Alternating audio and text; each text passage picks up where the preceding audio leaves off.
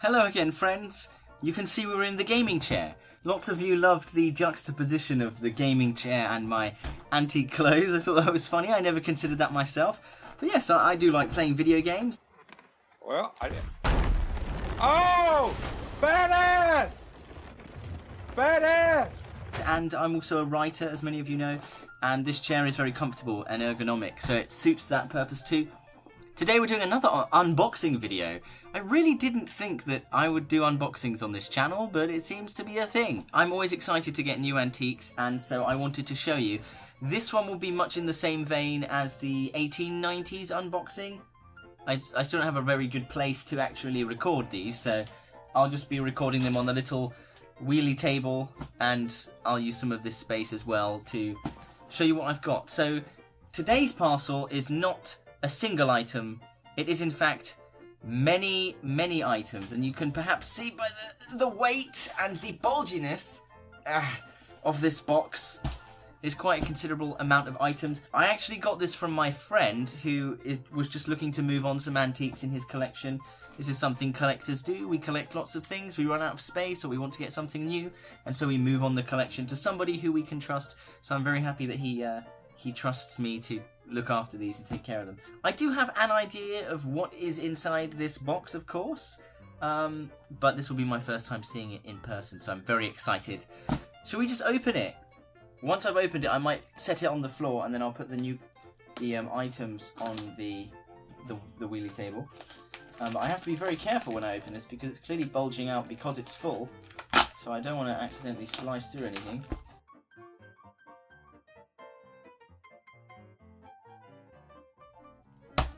Ah ha ha ha! Oh my goodness! This is absolutely jam-packed. I hope the camera can see this. I'm gonna...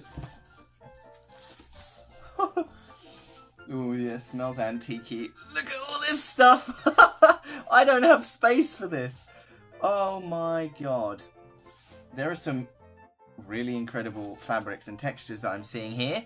And it looks like there's collars, waistcoats, trousers, jackets, smoking jackets, all kinds of things in here. So I'll tell you what, we'll bring out Wheelie McWheelieson, and we will put this box on the floor. The framing isn't very good with this chair in the way. I probably won't be sitting from now on, so let's just get rid of the chair. There we go. Hopefully you can see this. So what we have here looks like a waistcoat. Oh my goodness. So this looks like an 1890s, possibly even 1880s, late 1880s, 1890s waistcoat. Perhaps you can see this. It's grey. It has a very beautiful green and red kind of stripes or highlights in there. I can see blues, greens, reds, and it's a very nice, soft but very thick wool here. Oh my goodness, this is a really lovely waistcoat. They really did make things in such incredible ways back then. Here's the pocket. I mean, I'm not going to go through in so much detail with these because we can save those, you know, they deserve to be looked at. I say, there's a note in the pocket. Probably worn by Moses Jefferson Fourier. I don't know who that is, so I'm going to have to do some research on that. And then it says kind of born 1834, died 1899. What is this note? I have to ask my friend about this. From Mrs. Altho Bartlett, April 1972. So whoever was given this was given it in 1972. Altho Bartlett died in 1971, and they died, and so they've donated it to a museum or something who have written this note in the pocket. I don't know what that means. I'm going to have to look that... The mysteries that you find with these things. Anyway, here's the pocket. Inside pocket, lovely. We have 4 pockets on the front here. Of course, we have the buckle on the waistcoat. You know what? I never really... People write in the comments about, you know, the people who have worn these before, the people who have died. And I try not to think about it because it creeps me out a little bit. You know, to think that, you know, somebody had worn it and then died. But that note in there is really kind of creeping me out. So, yeah, I don't know about that. Next thing is a pair of huge linen knickerbockers, 1920s.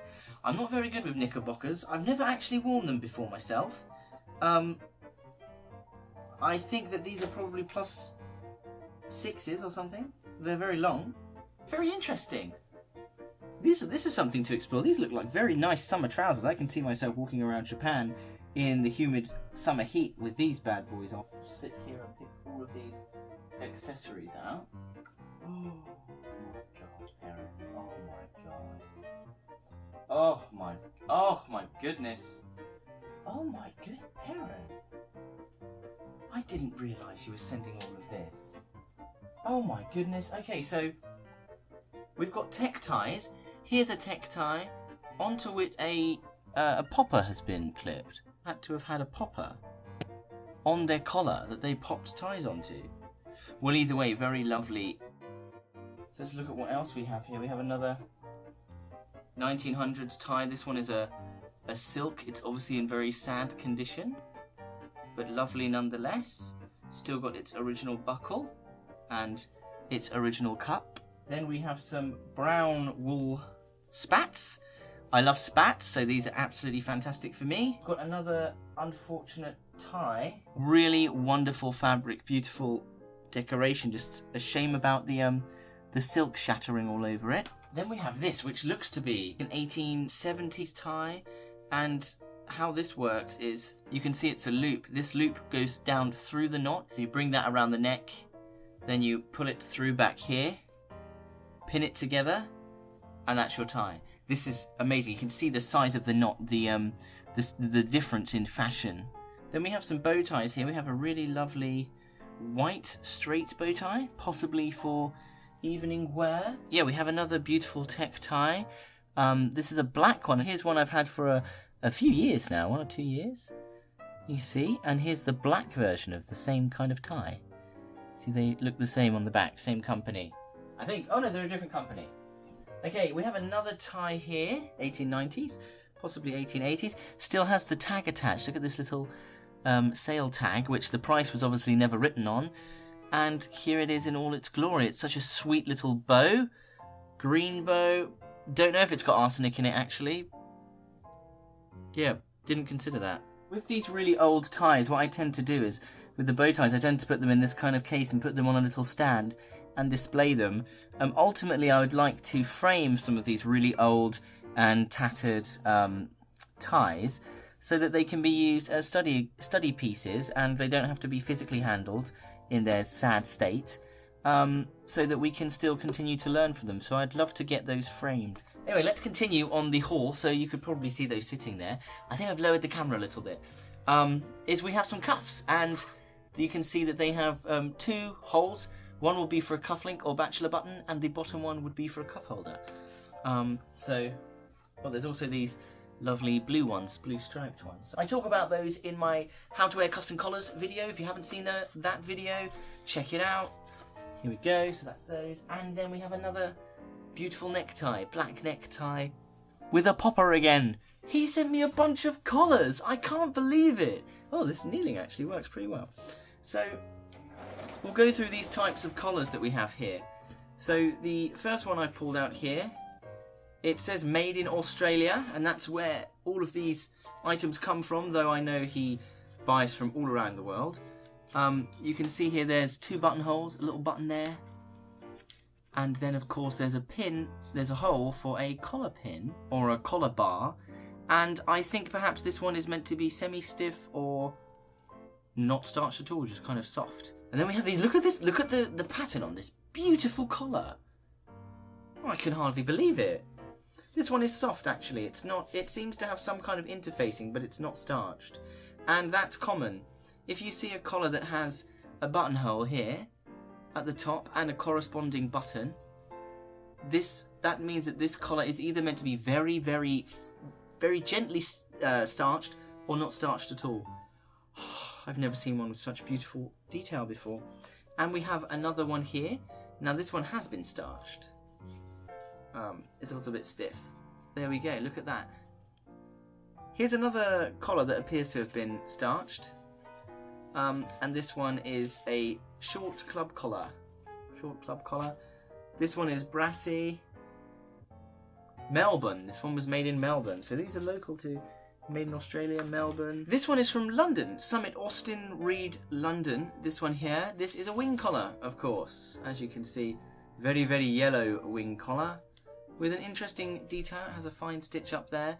And the most interesting thing is these 2 points of damage on the inside, which you can see on the outside here, have 2 patches. So obviously, 3 areas of wear. Anyway, interesting collar, huh? And I have another one here. It says Delhi. Can't read anything else on it. And this is, it's not starched at the minute, but it probably is supposed to be. And it's another short, round collar. Wow.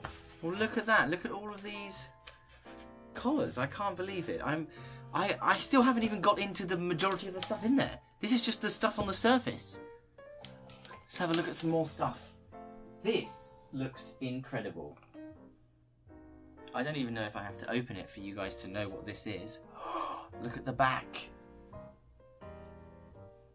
You're going to see it before I can. Oh my god, it is so beautiful. It's a cream 1850s waistcoat. Look at that. Look at the collar up here, beautifully embroidered. It's embroidered all the way down the sides, all to the end, across the pockets. Oh, and there's a little pocket for a quizzer there. Oh, and look at the buttons. Can't remember what they're called. This kind of threaded button. Oh, some of them are damaged. Oh no, this button has obviously lost its bead. Oh no, this one's also lost its bead. These ones are coming undone. You can actually see it's a little wooden bead that's just been threaded over, so perhaps... No, I don't suppose you could really repair it, but... Another beautiful... Of course I'm not going to wear this. Incredible, beautiful 1850s waistcoat. I don't know what I'm going to do with it. I think this could be another thing to frame, perhaps. I could frame this as well. Oh my goodness. I'll reveal it to you. Oh, it's all velvety. Oh, look at this beautiful waistcoat. Buttons seem to be metal with a brass or gold rim and then a glass red stone in the middle. And the fabric is incredible. Look at that fabric. And it's all trimmed silk black trim on the pockets, along the top of the vest here, down the front. Same on the other side, no breast pockets. And at the back, we have another buckle like that. The inside lining is pretty unhappy, has to be said. It's quite stained. And it really smells like it's very old. How beautiful is this? I've never seen a waistcoat so beautiful in my life. This is an 1890s waistcoat, and I absolutely adore it. Wow. We're going to have to keep that one safe. Next, let's move on to this one, which is also a waistcoat. Looks Edwardian, or... Yeah, it has a little monocle pocket up here, or a pince-nez pocket here, for putting your eyewear inside. Has some glass or stone buttons here. Yeah, stone buttons here. And then the mother of pearl button at the top is obviously a replacement. I see what's happening. There's a placket that we can open at the back, I think. Okay. Yes, there is. There's a placket here. So we open this up, we can see they're all very, very strange buttons. So these are all held on by pins. Clips here through the buttonhole, and this one is actually just a collar stud. This one is just the bottom of a collar stud that probably looked like a button, so they just fastened it in there. That's so funny. Clever, good idea. There we go, that's a really lovely vest that we can have, a lovely waistcoat. What do we have here? Now I think this is a smoking jacket. Yes, it is. A nice lounge smoking jacket that I've got here. Now this is so beautiful and intricate, but we will have to go into more detail in another video. I'm very curious to find out if this will actually fit me, so I'm going to try it on. Aha! Oh, now come along. Almost as if it was made for me. Good, can you believe it? I'm so lucky recently. So this can be buttoned up this way, or it can be buttoned up that way. I'm going to follow normal convention and have buttoned this way, as it is the side that a man would button his jacket. Oh my giddy aunt, look at that. It fits me perfectly. I'm very small, so I'm very surprised that this actually fit me, and it's actually so comfortable and warm. Now, the reason that I'm not putting all of these antiques straight into my drawers or into my wardrobe is because, although I trust my friend's very well curated collection, you never know what kind of moth eggs or insects or creepy crawlies could be inside the fabric waiting to wake out and eat loads of holes.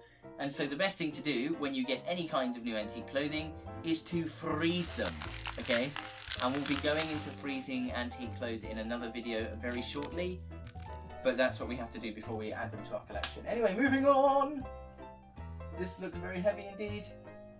Well, it's a morning coat, I think. There's unfortunately a piece of damage here, so we'll have to patch that hole. Oh, and it looks like the collar has been somewhat separated here, so we'll just have to quickly sew that up. Perhaps you can see here the collar has kind of come away from the jacket, but we can fix that quite easily. And it's very heavy, and we can see it's missing a button, and it has another button here. Yeah, it's kind of a grey-green morning coat. I mean, I may as well try it on, right? Even though it's got that little bit of damage, I'll just be a little bit careful as I slide on in. And the other side. Alright, here we go. I'm wearing it. Now, I don't think I'm incredibly lucky. He told me he would only send me things that actually fit me, or that I would enjoy looking at. You can see the sleeves are a little bit long for me, which is a very common problem. But as there are no details or buttons, I can do what I did with the 1890s jacket, and I can just... And if I were to wear this, I would simply fold it up like that, and then press it and just tack it into place. And then it suits me, it fits me. That's only possible if there are no buttons or any kind of faux openings or surgeon cuffs on the outside.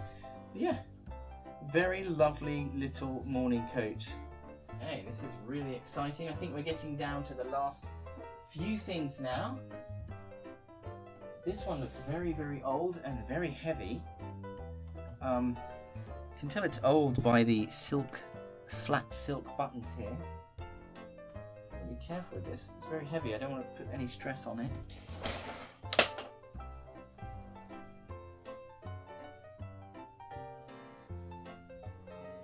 Yes, it is the 1870s coat. My goodness, would you look at this coat? I hope you can see this. This is one we'll have to explore in more detail on the channel. 1870s. Amazing, hugely wide lapels you can see here. These massive wings. It looks like it's sort of separated over here. Should be a simple fix to just tack that back down. Any other damage? No. Some small discoloration up here. Oh, not discoloration, it's actually moth holes. Wow, would you look at that? And it's a little bit grubby, but I'm going to try it on anyway. Oh, there's a huge split in the line. Look at the lining, it's so beautiful. We'll have to go into more detail. I've never worn an 1870s jacket before, so... Okay, pull the sleeves out. As you can see, as always, the sleeves are a little bit long for me. But by Jove, what a wonderful jacket. Oh, it's missing a button. Can you see this? I hope there's good lighting and that you can actually see how huge these lapels are. I can't really tell because the camera's a little bit obscured. And then when I turn around, you can see it on the back there. So, wow, what an incredible jacket.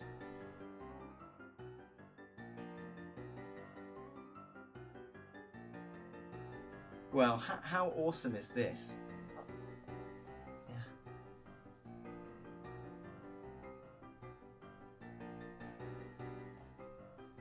And unfortunately this is the last thing in the box.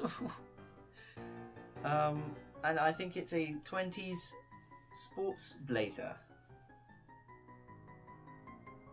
So cool. There's a hole there, but I'll probably just put a little pin on that, just to cover it up. Then the cuffs are very strange. Perhaps they've been taken in unprofessionally at some point.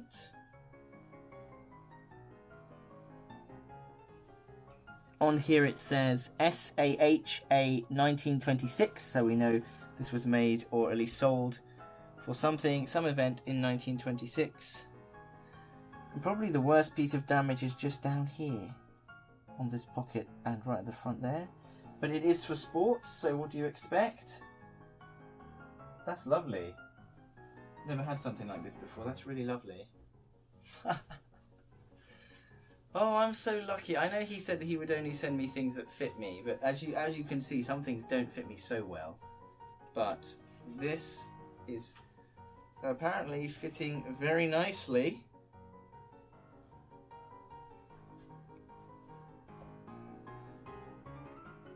And I think these little holes could be patched without much notice, without anybody really noticing.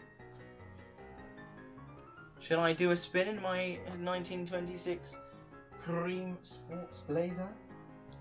I know what I'll be wearing next summer. Wow, I can't believe it. All of this incredible stuff that has been sent to me. It's absolutely unbelievable. I will of course have to do some repairs. I'll have to do some patching. Very interesting that the raw edge of this frog coat has been left undone. Unsewn. Just incredible stuff, all of this. I'm so thankful to my friend for sending this to me. Really amazing things. Hopefully some things I can use, some things I can study and keep on display, and some things are going to be little projects in themselves to get them looking good again. I'm absolutely overwhelmed. Over the moon! I can't believe it. I cannot believe it! I can't believe it! This is such an amazing package to receive. Unbelievable. What an incredible package that was. I can't believe I've got all of the collars and things in front of me. I just can't believe all the great stuff that I've received. I mean, oh, shall I wear the smoking jacket? There we go. I know that I'll be wearing this while I'm writing my scripts with a nice hot cup of tea. I can't believe all the amazing things that I've received today. Hopefully you enjoyed this little antique haul video. I do have so many things in my collection that I wanted to go through, and now I have so much more to go through with you. But it was an opportunity that I couldn't miss, and I was helping out a friend who needed to move some stuff on, so I'm very happy to have all this stuff. I'm going to take care of it, I'm going to repair it, keep it living as long as I can, and I am definitely going to cherish and study all of these incredible extant garments that have just arrived at my door. Thank you so much for watching, guys. Stay tuned. If there are any things in this video that you really want to see a deep dive on, let me know, because that'll be the next thing I do. I'll be going through some of this new stuff and taking you close up and personal so that you can see some good details. Thank you so much for watching. If you're interested in supporting me, please buy me a coffee. Please follow me on Instagram. Subscribe, like the video, subscribe, and leave a comment. Say hello, let me know you're there. End of video, done! Hi.